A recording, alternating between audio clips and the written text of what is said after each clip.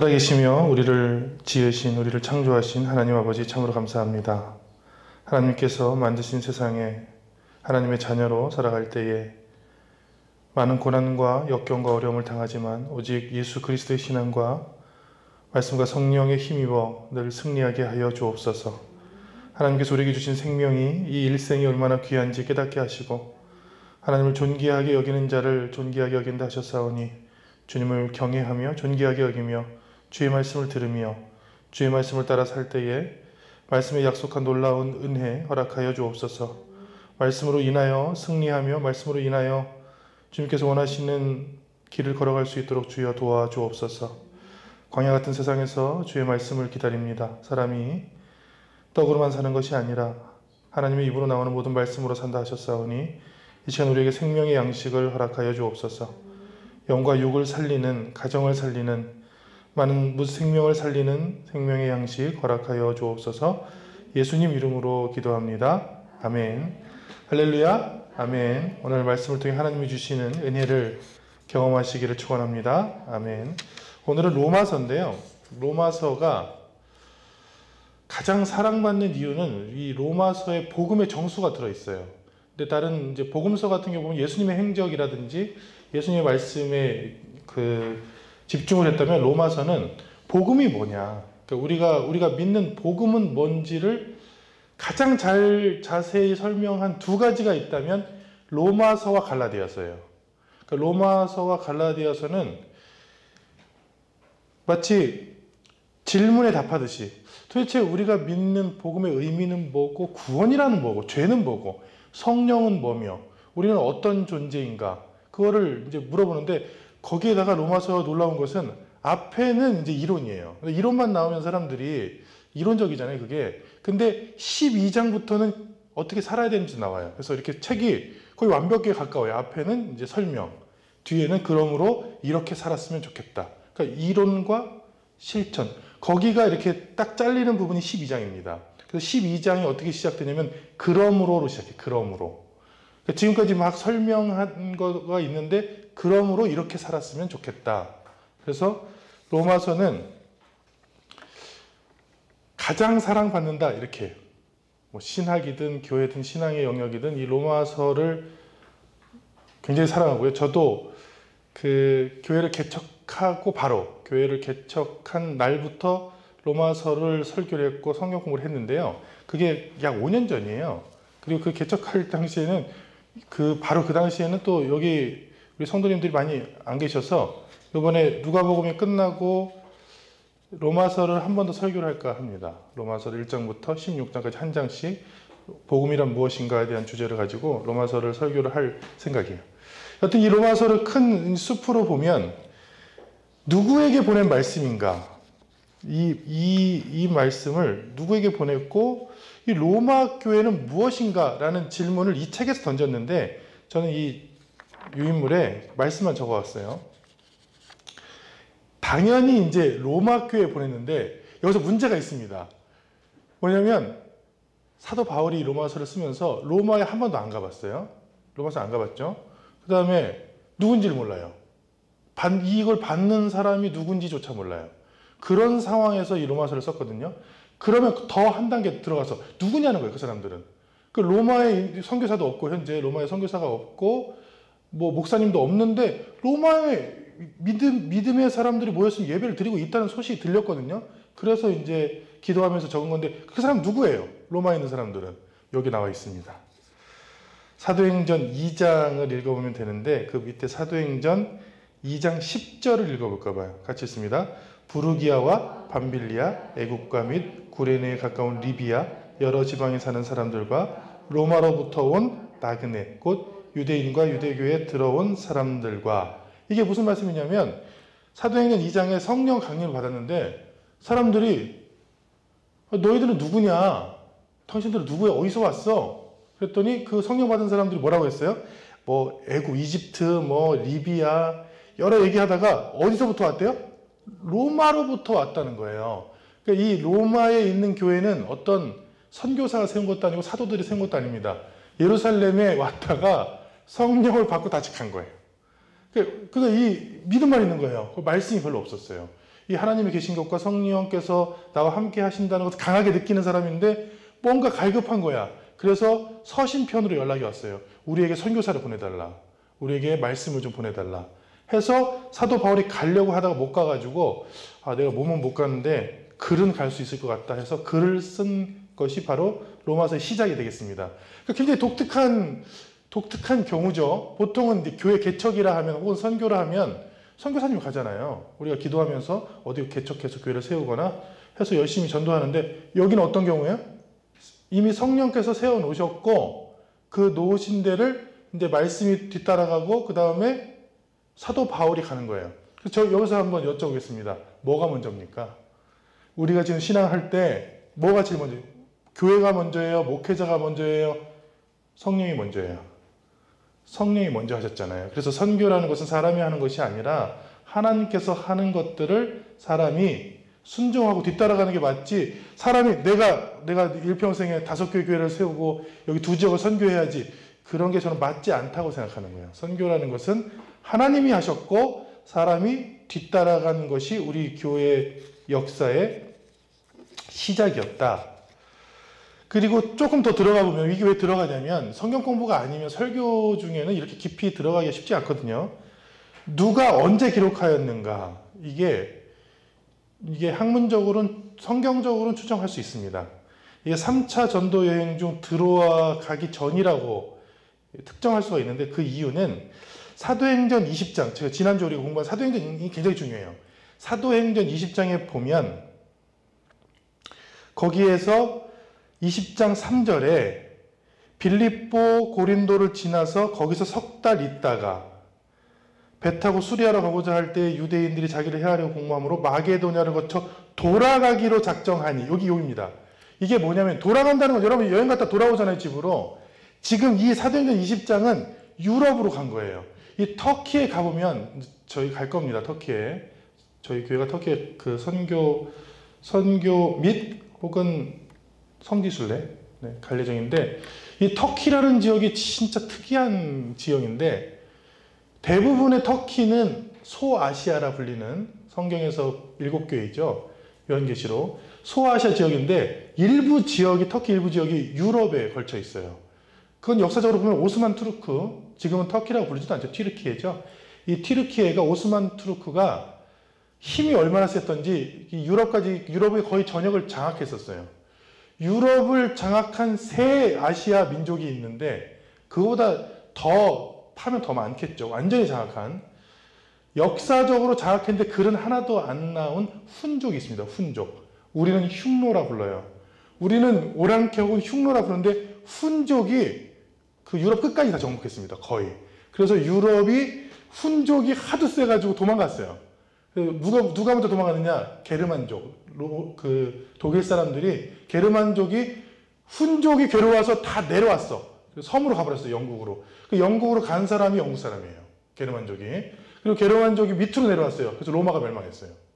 근데 우리는 게르만족이 대이동 때문에 로마가 멸망했다고 생각하는데 맞죠. 근데 실제는 이동하고 싶어서 이동했겠습니까? 이 훈족이 하도 세가지고 간 거예요. 그 다음에 칭기스칸이 있을 때 몽골. 이 몽골의 역사는 우리나라 강화도 가보면 압니다. 그 몽골 칭기스칸 시대에 얼마나 셌는지 지금 여기 강화도 가잖아요. 거기 고려 궁터가 있어요.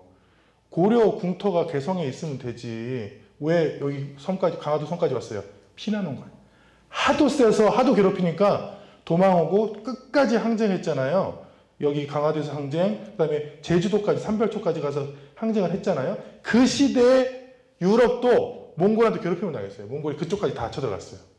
그 다음에 두드러지는 나라를 보면 오스만 투르크, 지금 튀르키예죠. 튀르키예 지금이나 약하지 예전에 튀르키예의 힘은 어마무시했습니다. 아시아는 이미 다 정복했고 이제 유럽을 정복했는데 그게 남아있어요. 유일하게 남아있는 게 뭐냐면 유럽 땅을 지금도 갖고 있어요. 그 튀르키예는. 가보면 위쪽은 약간 튀르키예가 있고 그리스, 마케도니아 밑에는 이제 소아시아인데 사도행전 20장은 아시아에만 선교하다가 건넜어요. 바다를 건넜어요. 바다를 건너서 마케도니아 그리스 지역, 아름다운 지역이죠. 그 지역을 이제 전도하다가 돌아갈 때 3달 동안 고린도에서 목회를 했어요. 사도 바울이. 그 고린도 교회가 세워지죠. 그때 적은 것으로 추정됩니다. 이 로마서는. 왜? 고린도에 갔는데 로마에서 연락이 왔어요. 서신으로. 야, 우리는 모여서 성령 받아서 지금 예배드리고 있는데 선교사도 없고 말씀 전하는 사람도 없고 말씀도 없다. 그랬더니 사도 바울이 자기가 가지 못하니까 어떻게 했어요? 성령을 통해 성령 받아서 말씀을 막 적는데 마치 설교처럼 적은 거예요. 매일매일 내가 부흥회 때 한 장씩 설교하듯이 이 16장을 적어서 보내면 그 사람들이 그 말씀을 듣고 예수님을 잘 믿을 수 있겠다. 그렇게 한 게 바로 로마서 역사입니다. 그러니까 로마서를 읽기 전에 이 역사를 알아야 돼요. 아주 특이하죠. 교회가 세워졌는데 목사님이 없다. 제가 자란 시골교회에 목사님이 없었어요. 그 스토리는 제가 정확히 알지 못하니까 학생 때, 중학생 때니까요. 목사님이 가셨어요. 불화가 있었던 것 같아요. 제 그 어렸을 때 느낌에. 그래서 시골 교회 한 100명 정도 되는 시골에, 완전 시골은 아니고요. 저희가 도시였는데 그 도시에서 한 5분, 10분만 걸어가 보면 배밭, 사과밭이 있는 그 언덕의 꼭대기에 하얀색, 이 초록색 잔디 위에 하얀색 교회가 있었어요. 제가 그 교회를, 그러니까 저는 사실 아파트에 살았는데 작은, 거기까지 쭉 걸어 나가가지고 이제 거기 교회를 이제 다닌 거예요. 친구 전도를 받아서. 근데 제가 교회를 다닌 지 한 6개월 이렇게 됐는데 목사님이 사라졌어. 교회가요. 어렸을 때도 그걸 알았어요. 우리 교회는 왜 목사님이 없지? 목사님이 안 계셔. 누가 설교했냐면 장로님이 설교하시고 집사님이 설교하셨어요. 그래서 대회는 장로님이 설교하시고 우리 이제 부서는 우리 교회 테니스장 하시는 집사님이 설교하시고, 그래서 좀 이상하다는 생각을 했어요. 그 후에 모셨어요. 그 과정들을 거쳐서 이제 모셨는데, 목사님 모셨는데, 그 목사님이 안 계시는 한 2년 정도 저는 굉장히 좀 슬펐어요. 학생으로서. 아니, 우리 교인도 다 있고, 우리 청년부도 있고, 그 다음에 학생부도 있었고, 주일학교도 다 있고, 성도님들도 이렇게 잘 모여서 예배를 드리는데, 목회자가 없으니까 장로님들이 돌아가면서 뭐 설교한다든지 아니면 뭐 믿음이 좋은 집사님들이 말씀을 선포하는데 굉장히 은혜스럽게 잘하셨던 것 같은데도 내 마음속에는 목사님이 좀 왔으면 좋겠다. 우리 교회도 목사님이 오셔서 이렇게 교회를 목회하시고 했으면 좋겠다고 왜 그렇게 생각했는지 모르겠어요. 아무 교회에 대해서 아무것도 모르고 신앙도 잘 모르는 중학생 나이의 학생이 그렇게 생각한 거죠. 근데 저는 그걸 하니까 이 로마서가 이해가 돼요. 로마 사람들이 얼마나 간절했을까. 가서 그 예루살렘이나 아니면 안디옥 교회에 편지를 써서 우리도 좀 보내달라 했는데 예루살렘에서 보낸 건 아니고 이 안디옥 교회, 즉 사도 바울을 선교 파송했던 이 이방인 교회에서 일단 가고 싶은데 여의치 않아서 못 가서 일단 말씀을 먼저 써서 보낸다 하는 게 로마서입니다. 그 밑에 왜 기록했는가? 이게 정말 아주 솔직한 답변이에요. 직접 못 가서요. 직접 못 가니까 기록했죠. 근데 직접 못 가는 장면이 로마서 1장에 엄청 많이 나옵니다. 그 중에 제가 3개만 써놨거든요. 로마서 1장 10절 같이 있습니다. 어떻게 하든지 이제 하나님의 뜻 안에서 너희에게로 나아갈 좋은 길 얻기를 구하노라. 구하노라는 기도하는 건데요. 어떻게 하든지 하나님 뜻 안에서 로마로 갔으면 좋겠다는 기도 제목을 계속 지금 구하고 있다. 여러분들은 이렇게 생각하죠. 뭐 여권 끊어서 그 로마행 티켓 끊어서 가면 되지. 그게 안 됩니다. 그 당시에 식민지였잖아요. 여기가 로마 식민지였고 여행의 자유가 그닥 없었고, 그리고 일단 소문이 안 좋아. 사도 바울이 가는 데마다 이 성령을 받아가지고 사람들이 막 이 사람들을 모함하고 돌 맞고 쫓겨나고 나중에는 여러 가지 죄목으로 죄수로 압송당하거든요. 그러니까 이 사도 바울도 굉장히 괴로웠을 거예요. 가고 싶은데 못 가는. 정말 로마에 가가지고 막 전하고 싶은데 할 수 없는 그런 상황이었죠. 1장 11절 같이 있습니다. 내가 너희 보기를 간절히 원하는 것은 어떤 신령한 은사를 너희에게 나누어 주어 너희를 견고하게 하려 함이니. 너희를 정말 간절히 보고 싶다. 근데 웃긴 건 몰라요. 누군지. 너희라고 표현했지만 모릅니다. 전혀 가본 적이 없고 소문만 들었으니까요. 1장 13절 형제들아 내가 여러 번 너희에게 가고자 하는 것을 너희가 모르기를 원하지 아니하노니. 여기까지 읽겠습니다. 몇 번 가고 싶었어요? 여러 번. 그러니까 지금 이 세 가지 상황에서 느낄 수 있는 게 뭐예요? 못 간 거죠? 네. 그러니까 이 로마서를 보면서 우리가 깊이 깨닫는 것 중에 하나가 뭐냐면 꼭 가는 게 좋은 거냐 이렇게 생각하는 거예요. 우리는 여러 번 가고 우리가 꼭 우리 뜻대로 되는 게 좋다고 생각하잖아요. 근데 이 로마서를 쓸 필요가 없이 바울이 바로 로마서에 갔더라면 로마서는 있었을까요? 없었을까요? 없었죠. 이런 간절함이 도리어 깊은 말씀을 남겼죠. 그러니까 역사라는 것은 우리가 원하는 대로 잘 안 돼요. 근데 안 되는데 뒤에서 이렇게 돌이켜보면 안 된 게 은혜네. 그때 이렇게 막히고 여러 번 안 된 것들이 결과적으로는 하나님의 뜻이었고 하나님의 열매가 맺혔네 하는 것이 사실은 로마서에서 우리가 느끼는 가장 깊은 겁니다. 그 뜻대로 안 된 거. 여러 번 말씀드렸지만 제가 제 책상에 집의 책상에 여기 사무실 책상이 아니라 집의 책상에 개척 당시부터 지금까지의 계획, 목회 계획을 이렇게 한 장씩 붙여놨어요. 그러니까 매년 붙이니까 5장이 이제 붙어 있어요. 이렇게. 그럼 제가 이렇게 봅니다. 왜냐면 계획을 된 것과 안 된 것, 이게 한눈에 보이거든요. 그리고 그 다음 해 계획을 짤 때도 그 계획을 이제 기초로 해서 이제 짜죠. 이렇게 보면 된 게 하나도 없어. 왜냐하면 예를 들면 4년이라고 생각합시다. 지금 한 4년 반. 근데 그 중에 한 3년이 코로나 기간이었고요. 예배를 못 드리는 것도 제가 체크했어요. 수도 없는 날을 예배를 아예 못 드리고 그냥 뭐 방송에 제가 이렇게 카메라 켜고 녹화해서 그 유튜브에 실시간으로 올린다든지 아니면 녹화해서 올린다든지 해서 예배 드리는 것들이 굉장히 많아요. 그러니까 재밌는 거예요. 뭐냐면 그 계획은 제가 짰어요. 사실 기도하면서. 그 목회 계획을 1년 52주 목회 계획을 다 짜서 컴퓨터로 쳐가지고 이제 계획표를 만들었는데 이 4년 반이지만 이렇게 돌이켜보면 된 게 없어요. 된 게 많이 없어요. 그래서 느끼는 게 뭐냐? 내 뜻대로 되는 건 아니다. 성경에 보면 사람이 자기의 길을 계획해도 그 발걸음을 인도하신 이는 여호와시니라. 이렇게 돼 있잖아요. 그러니까 우리가 신앙생활을 하면서 느껴야 되는 게 뭐냐면 우리의 계획은 기도예요. 우리의 계획은 기도와 소망이고 이루시는 건 하나님이에요. 그렇게 생각해야지 내가 계획한 대로 내가 뜻한 대로 다 돼 하는 사람들이 크게 실망을 합니다. 그 실망이 병이 되는 거예요. 실망이요. 아니 왜 내가 생각한 대로 왜 안 돼? 자식들 내가 낳는데 왜 안 돼? 안 됩니다. 자식들은 내가 낳아도 안 되고 내가 낳는데 되게 의아해. 내가 낳은 사람이 맞나 할 정도 성격이 되게 이상해. 성격이 2명 나면 1명 1호 2호 다 달라. 그러면서 하나님께 하나님 뭡니까? 분명히 내가 낳는데요. 왜 다르죠? 그리고 내가 얘기하면 들으면 좋잖아요. 내가 얘기하면 들어야 되잖아. 내가 낳는데 안 들어. 그러면서 이놈의 새끼들 왜 안 듣냐를 생각해보면 나도 하나님 말씀을 안 들어. 어차피 똑같아. 나도 하나님이 창조하는데 나도 말씀을 안 들어. 얘네도 안 들어. 그러면서 난 느끼는 게 뭐냐?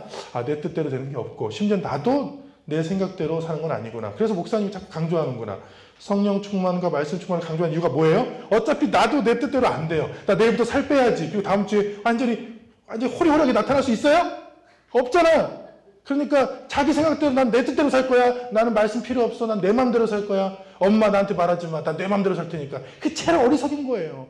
왜냐하면 자기 마음도 자기 마음대로 살 수 없으니까 막 자꾸 바뀌니까. 그래서 우리는 하나님이 주신 말씀과 하나님이 주신 성령대로 삽시다 하는 메시지가 당연히 강단에서 나가는 것이 우리를 보고 느끼는 겁니다. 거울을 보면서 이게 뜻대로 되지 않구나. 로마서도 마찬가지라 했죠. 로마서가 이게 굉장히 아름다운 성경입니다.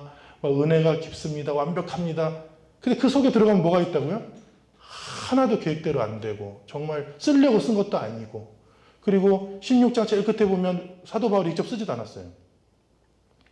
더디오라는 사람이 대필해 썼는데 이 건강이 안 좋았든지 아니면 쓰는 게 문제가 있었든지 그때 상황은 잘 모르겠어요. 근데 사도 바울은 겨우 그냥 입술로 기도하고 하나님 주신 그 말씀을 입술로 이야기하고 옆에서 쓴 사람도 따로 있고 그러니까 그 역사로 들어가 봐야 되는 거예요. 겉모습만 보면 이게 제일 안 되네요. 성경을 그 안에 들어가 보면 이런 역사가 있었고 이런 어려움들이 있었구나 하면서 읽으면 더 잘 보이죠. 로마서가 그런 그런 막힘, 그런 어려움, 그런 계획이 되지 않은 상황에서 이렇게 기도하면서 쓰였던 성경이 바로 로마서구나. 저는 한편으로 우리가 로마서를 쓰고 있다고 생각하는 게 우리 인생이 로마서랑 비슷해요. 여러 번 시도해도 잘 안 되고 잘 막히고 그랬는데 그래서 기도했는데 나중에 보면 그게 오히려 감사가 되었다. 그게 로마서인 줄 믿습니다. 그 다음 장 보면 특징이 있어요. 로마서의 특징.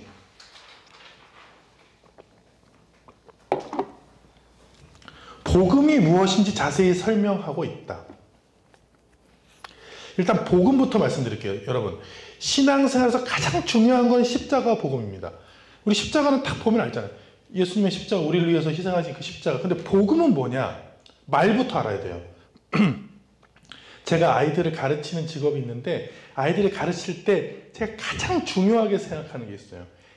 얘들아, 이 말의 뜻을 알아야 돼. 근데 보통 학생들은 말의 뜻을 모르고 공부를 해요. 그냥 외워. 아니야. 네가 이거 말의 뜻을 알면 외우는 게 많이 줄어들고 이해가 되면 그게 금방 이해가 돼. 자, 임오군란. 임오군란 힘들어. 안예우전. 임오년에 82년이야. 임오년에 군인들이 반란을 일으켰어.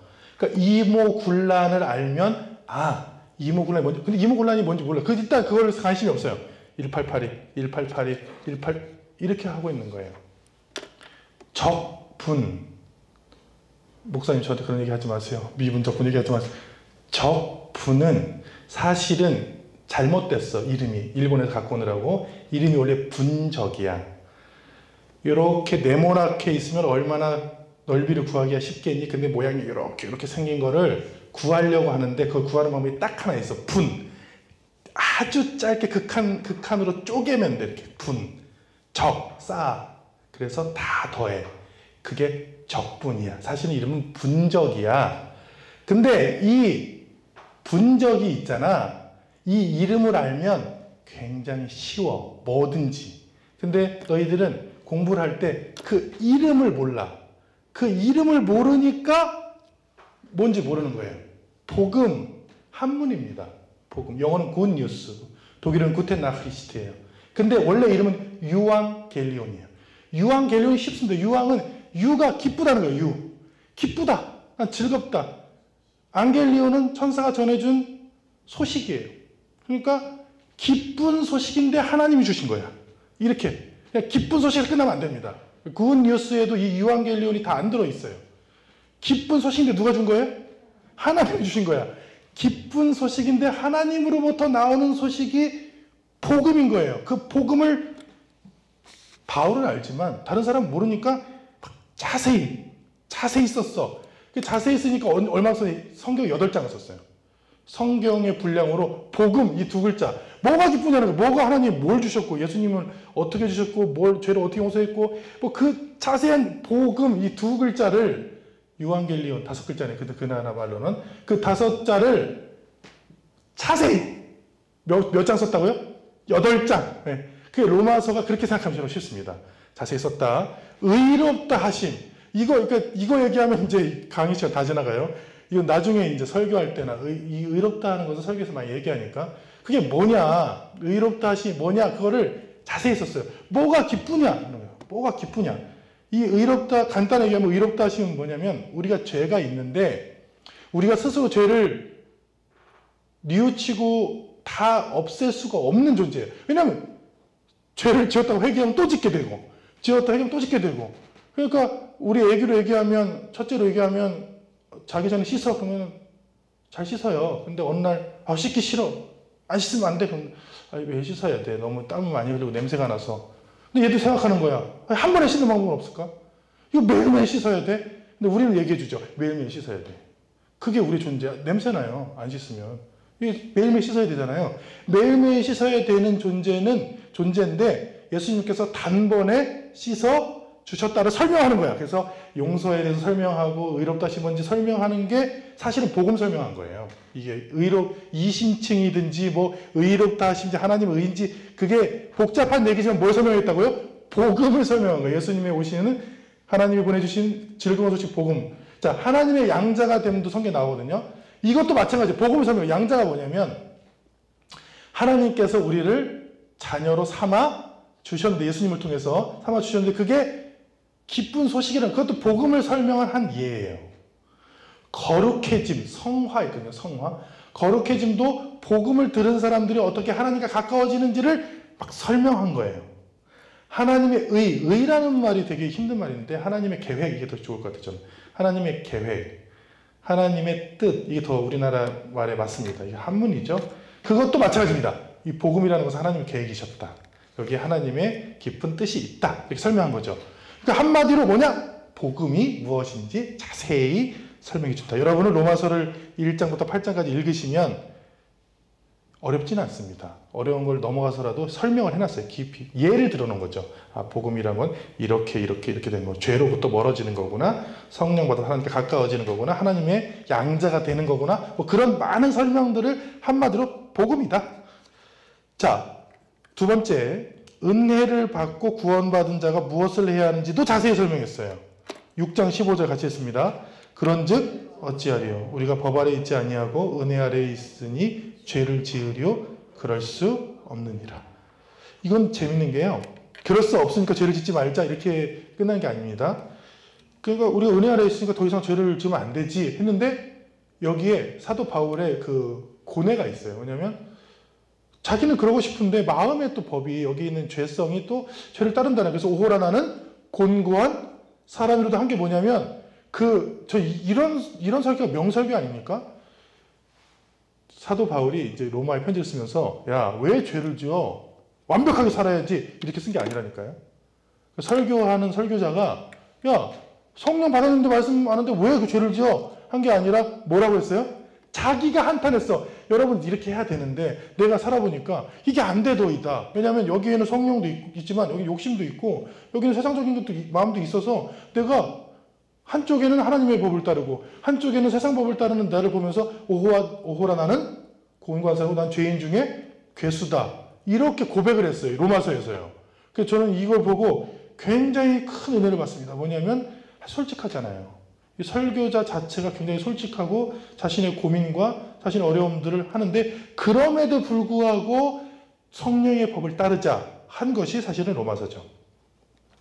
세 번째, 실천이 강조된다. 12장부터 15장까지는 실천장인데 미리 말씀드렸지만 1장부터 11장 이렇게 짠들었죠. 근데 이제 의문을 제기한 사람이 있을 거야.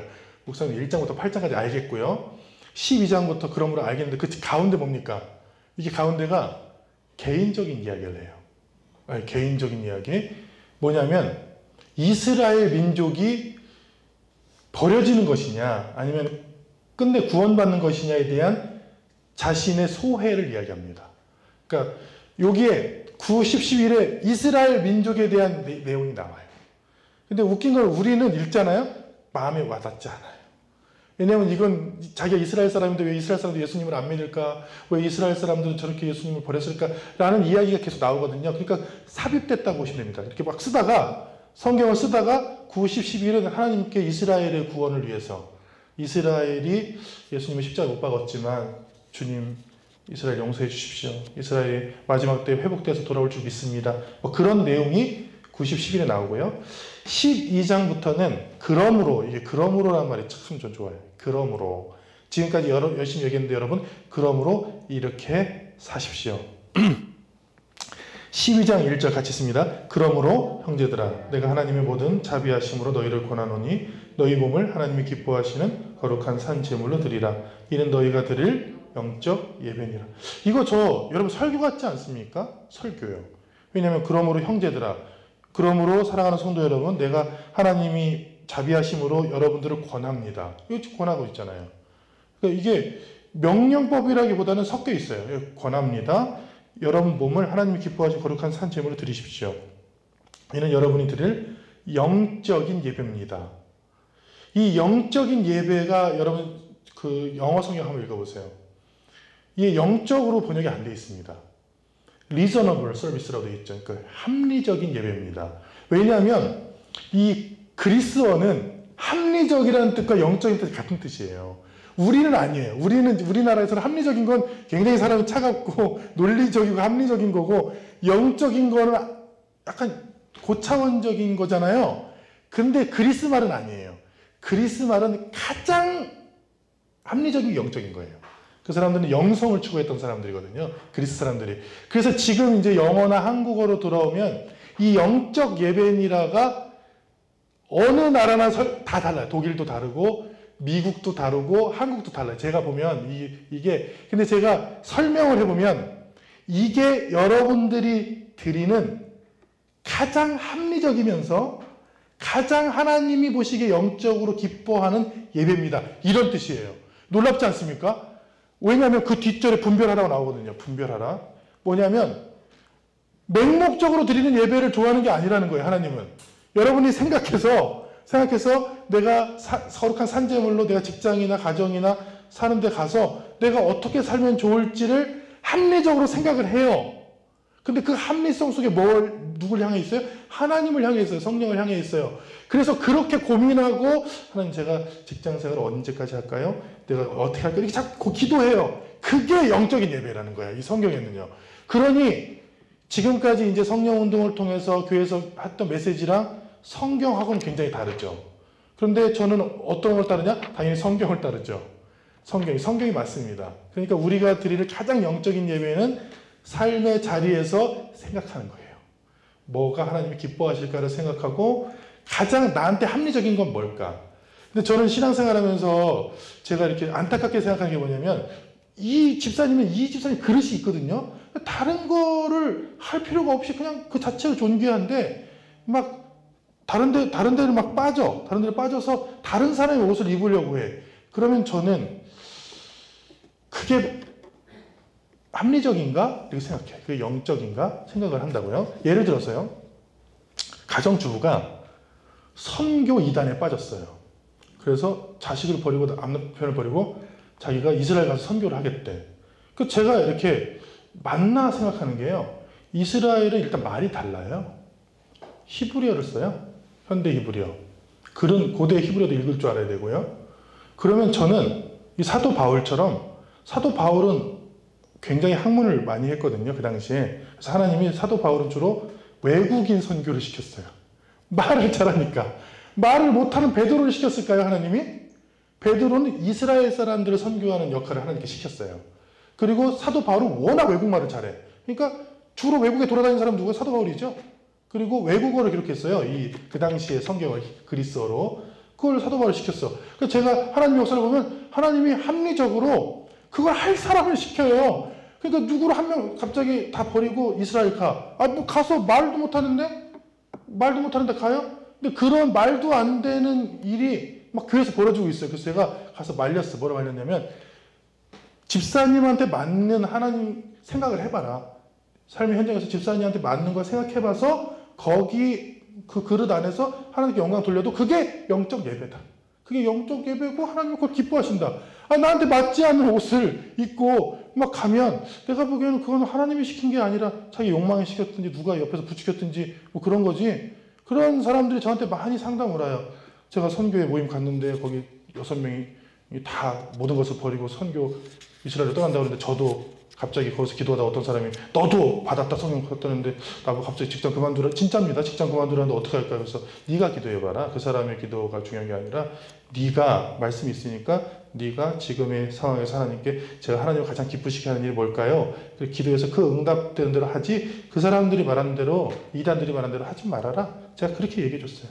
그게 오늘 말씀입니다. 가장 합리적인 게 가장 영적인 거다. 이 단어에 들어있어요. 네, 하나님을 향해서 합리적으로 사세요. 지금 여러분들이 있는 삶의 현장이 저는 가장 중요하다. 이렇게 생각하는 거예요. 여러분들이 사는 데가 제일 중요해요. 여러분들이 사는 환경이 제일 중요하고 여러분들이 입은 옷이 제일 중요합니다. 더 이제 자세한 말이 12장 2절에 나오는데 같이 했습니다. 너희는 이 세대를 본받지 말고 오직 마음을 새롭게 함으로 변화를 받아 하나님이 선하시고 기뻐하시고 온전하신 뜻이 무엇인지 분별하도록 하라. 이것도 마찬가지죠. 분별하고. 이 3절 뒤에는 뭐냐면 각각 믿음의 분량대로 하라 이라고 있어요. 3절에는. 이거 재밌는 말씀이죠. 또 하려고 하는데 또 분량을 넘어서면 안 돼. 나 살 빼야지 하고 나 10만 보 그럴 거야. 요번에 10% 적금 특판이 나왔대요. 오늘 뉴스 내가 아침 새벽에 읽고 왔어요. 적금을 10%를 줘. 근데 기본 금리가 1%이고 가상금리가 9%예요. 근데 9%에 뭐라고 적혀있는지 아세요? 500만 보를 걸으면 주겠다는 거예요. 어떻게 걸어? 500만 보를. 만보기를 차고요. 500만 보를 걸으면 가상금리 주겠대요. 못 걸어요. 네? 그러니까 내가 그거 보면서 아니 뭐 만보 몇천 보 이렇게 주지 500만 보 뭡니까? 500만 보. 500만 보를 걸으면 이제 주겠다. 근데 기간을 이제 정해줬는데 내가 보니까 스포츠 종사자나 뭐 타고난 사람들 한두 명만 할 수 있을 것 같아. 그 사람들 짰겠지. 내 분량이 있잖아요. 내가 가지고 있는 믿음의 그릇이나 분량이 있잖아요. 그 분량대로 해도 하나님 기뻐하신다. 이게 참 이 로마서를 읽으면서 가장 와닿는 말씀 중에 하나예요. 아, 내가 내 믿음의 분량을 넘어설 필요 못 넘어서요. 하루 넘어선다고 하면 그 다음날 쓰러질 게 자명하니까 세 말씀을 섞으면 됩니다. 그러니까 내가 가장 삶에서 합리적인 게 무엇이고 하나님 뭘 기뻐하시는지 내가 생각하고 기도하고 또 내 믿음의 분량이 어디고 내 시간의 분량은 얼마고 내가 갖고 있는 삶의 분량은 얼마인지를 잘 생각해서 그렇게 순종해도 하나님은 최고의 영적 예배라고 말씀하신다. 이런 거죠. 그 새벽에 기도하다 이런 생각을 했네요. 아주 극단적인 두 교회를 비교했어요. 제가 한국에 귀국한 지가 한 11년 됐는데 한국에 왔더니 기조가 약간 교회들의 기조가 매일 예배야. 그러니까 월요일 예배, 주일 예배, 수요일 예배, 금요 철야 참석하는데 막 출석부 작성해서 막 집사, 권사, 장로 빠지면 안 된다. 참석하라. 일단 참석이 제일 중요해요.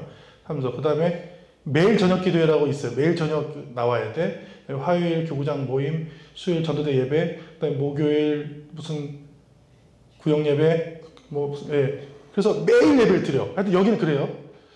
독일에서 저희 교회 섬길 때 주일 예배만 드렸어요. 주일 예배만. 그런데 주일 예배를 막 200km, 막 300km 떨어진 곳에서 아우토반을 타고 차 타고 와서 예배를 드려. 그러니까 거기는 예배에 한 번 드리는 게 굉장히 귀해요. 그래서 보통 예배를 드리면 어떻게 드리느냐. 그러니까 저도 그렇대요. 저도 이제 처음에 유학생 시절에 여행을 쭉 가다가 교회를 섬기러 이렇게 딱 들어갔는데 처음에 탁 여기에 모이누리 하는데 눈물이 확 나는 거예요. 왜냐하면 예배를 못 드렸어. 일주일 동안 예배라는 건 근처도 안 가봤어요. 그냥 막 이렇게 여행하고 뭐 어학원 다니고 하다가 이게 너무 귀해. 거기는 너무 귀해서 뭐라고 했냐면 저한테 목사님 저희가 한번 기도회를 하고 싶습니다. 그래서 한 날을 이제 거기 기도회 하려면 또 빌려야 돼. 빌리면 또 돈이야. 기도회 한 번 하는데 14만 원이에요. 네. 한 번 모였는데요.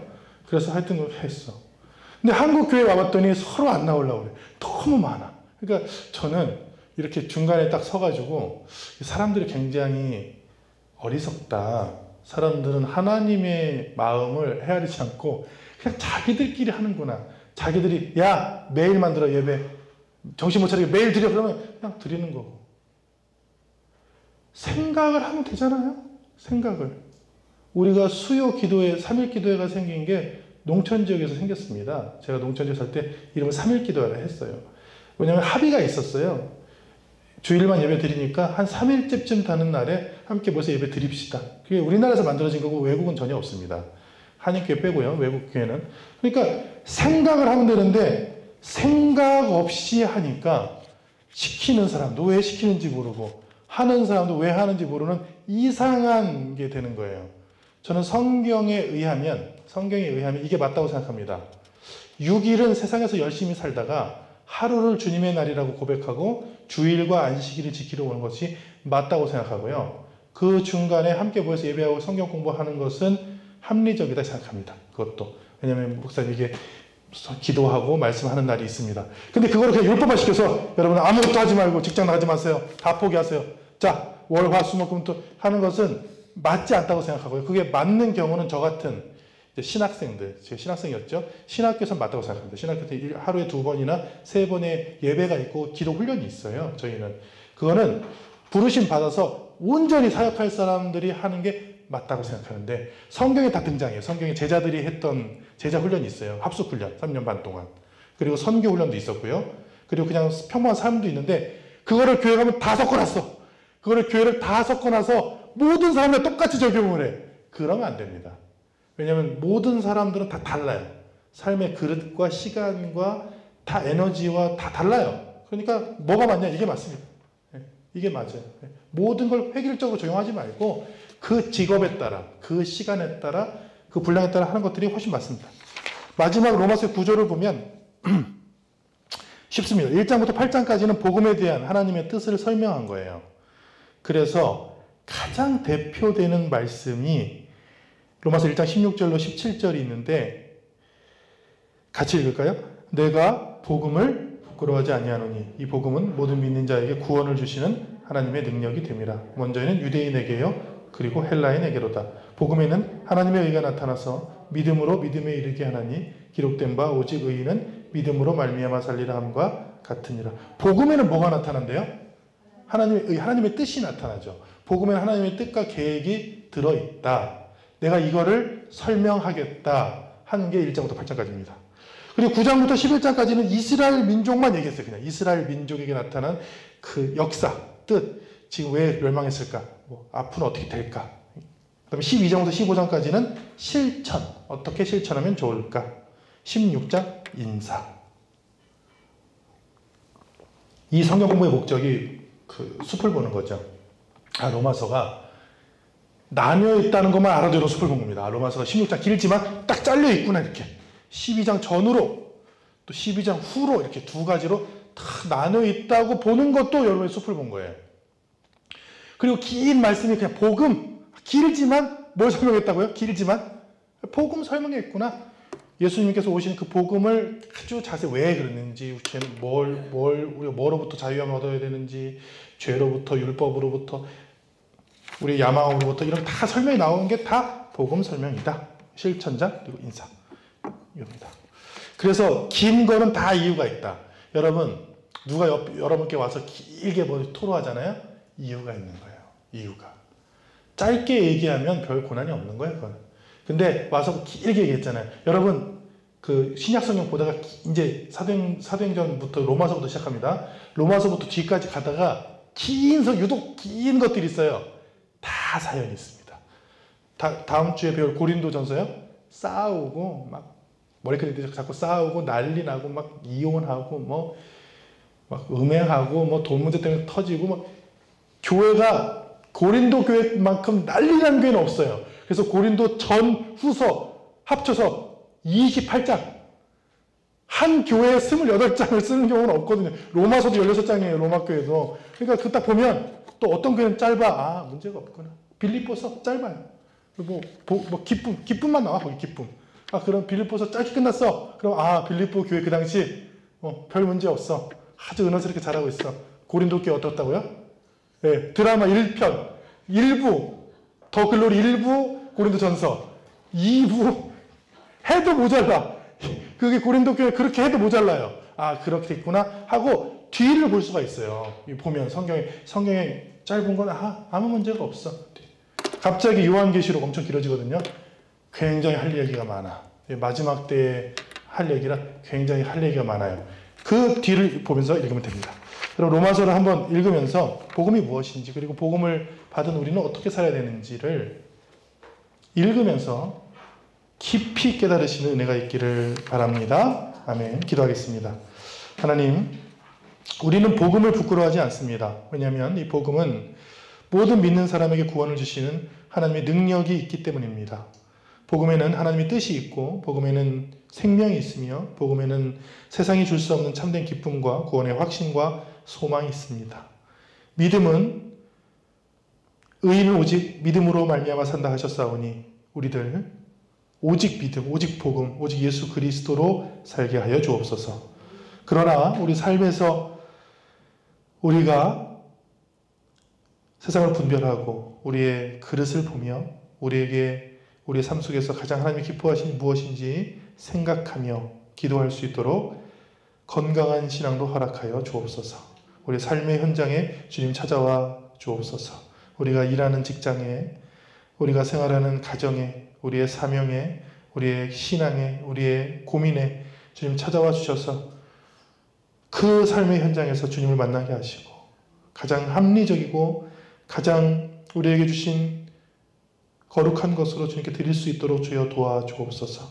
생각하게 하시고 고민하게 하시고 기도하게 하시고 간구하게 하시며 중보하게 하여 주옵소서. 예수님 이름으로 기도합니다. 아멘.